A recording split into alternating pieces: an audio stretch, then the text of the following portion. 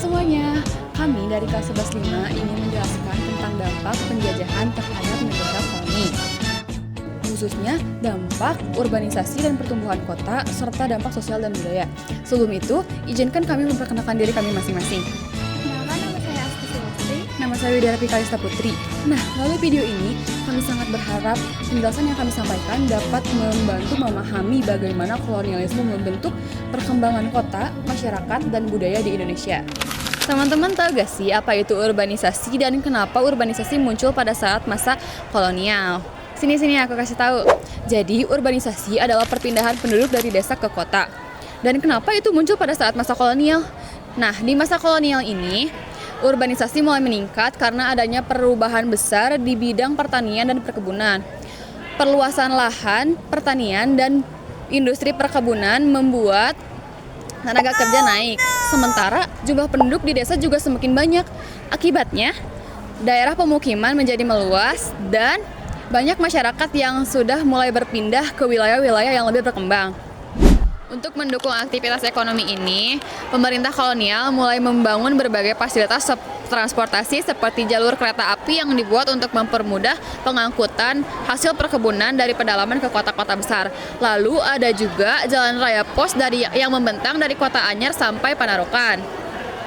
Pembangunan infrastruktur yang masif ini membuat perpindahan barang dan manusia menjadi lebih cepat dan efisien. Masuk ke masa liberal, perusahaan-perusahaan baru tumbuh pesat. Banyak usaha perdagangan, perkebunan, dan industri yang didirikan oleh pihak swasta Eropa. Karena butuh tenaga ahli dan pegawai berpendidikan, mereka mendatangkan orang-orang dari luar negeri. Jumlah penduduk Eropa di Hindia Belanda pun meningkat dengan tajam. Dengan bertambahnya orang Eropa, muncul tuntunan untuk menyediakan fasilitas yang mirip dengan kondisi kehidupan mereka di negara asal. Pemerintah kolonial akhirnya membangun sekolah-sekolah khusus, perumahan dengan standar Eropa, dan layanan kesehatan modern. Dari sinilah terbentuk kawasan-kawasan pemukiman khusus orang Eropa yang biasanya berada di pusat kota dan punya fasilitas jauh lebih baik dibandingkan wilayah pribumi.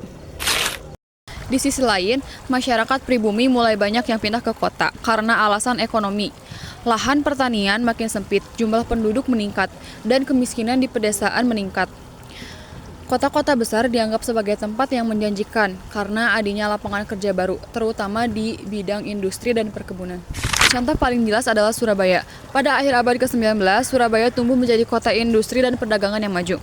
Banyak perusahaan-perusahaan asing yang menanamkan modal di sana, sehingga Surabaya menjadi magnet bagi penduduk dari desa-desa sekitar. Selain Surabaya, kota-kota pesisir seperti Tuban, Gresik, Batavia, Semarang, dan Banten juga berkembang pesat.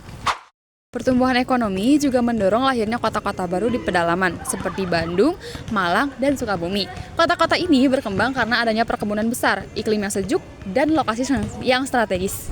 Antara tahun 1900 sampai 1925, pembangunan kota berjalan sangat cepat. Orang Eropa semakin banyak datang, terutama para penguasa dan keluarga pegawai pemerintah kolonial. Untuk membuat lingkungan yang dianggap ideal, mereka membangun jalan beraspal, lampu penerang, jalan, memperluas wilayah kota, membuat taman-taman kota, dan mendirikan gedung-gedung kantor dengan arsitektur gaya baru Hindia. Kota-kota seperti Bandung, Batavia, Malang, dan Semarang berkembang menjadi kota modern dengan kehidupan masyarakat yang dinamis. Sebelum politik etis, pendidikan dan teknologi hanya untuk kalangan tertentu, sehingga masyarakat pribumi tertinggal ilmu pengetahuan dan teknologi. Penyebab keterlambatan iptek masyarakat pribumi terjadi karena antara lain sekolah sedikit, minim inovasi, tidak ada ahli pribumi, dan teknologi modern yang dikuasai oleh bangsa Eropa dan Belanda.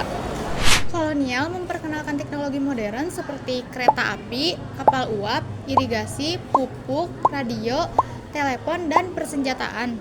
Setelah kemerdekaan, akses pendidikan terbuka luas.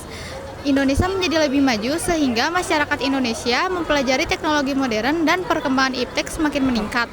Jejak kolonial hingga kini masih tampak melalui jalur kereta api, sistem pertanian, bangunan kota lama, dan teknologi komunikasi dasar. Jadi, dampak kolonialisme terhadap urbanisasi, pertumbuhan kota, dan kehidupan sosial budaya Indonesia sangat besar. Dari pembangunan kota, perpindahan penduduk, masuknya teknologi, sampai perubahan cara hidup masyarakat. Semua itu membentuk Indonesia yang kita kenal sekarang. Semoga video ini membantu kalian memahami proses penting dalam sejarah Indonesia.